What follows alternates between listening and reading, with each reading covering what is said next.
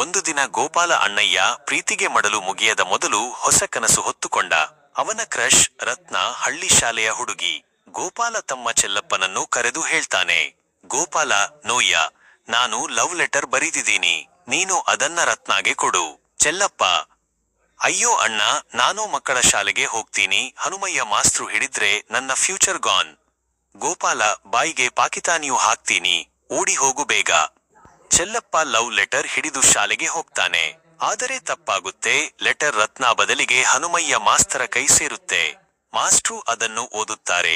ನಿನ್ನ ಕಣ್ಣು ಕಂಡರೆ ಚಂದ್ರನಿಗೂ ಅಸೂಯೆ ಆಗತ್ತೆ, ನಿನ್ನ ನಗು ನೋಡುವಾಗ ನಂಗೆ ಶಾಕ್ ಹೊಡೀತಾ ಇದೆ. ಮಾಸ್ಟ್ರು, ಅಯ್ಯೋ ರಾಮ, ಇವತ್ತು ನಾನು ಇಷ್ಟು ಸ್ಟೈಲಿಶ್ ಕಾಣ್ತೀನಾ?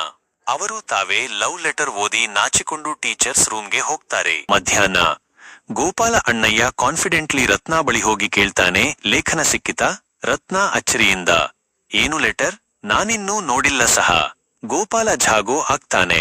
ಚೆಲ್ಲಪ್ಪ ಓಡಿಬಂದು ಹೇಳ್ತಾನೆ, ಅಣ್ಣ, ಮಮ್ಮಿ ಹೇಳಿದ್ದು ಹೀಗೆ, ಲವ್ ಲೆಟರ್ ಬರಬೇಕಿದ್ದರೆ ಮೊದಲು IST ಕಲಿತು ಬರೋ. ತು ಸರಿಯಾಗಿದೆ.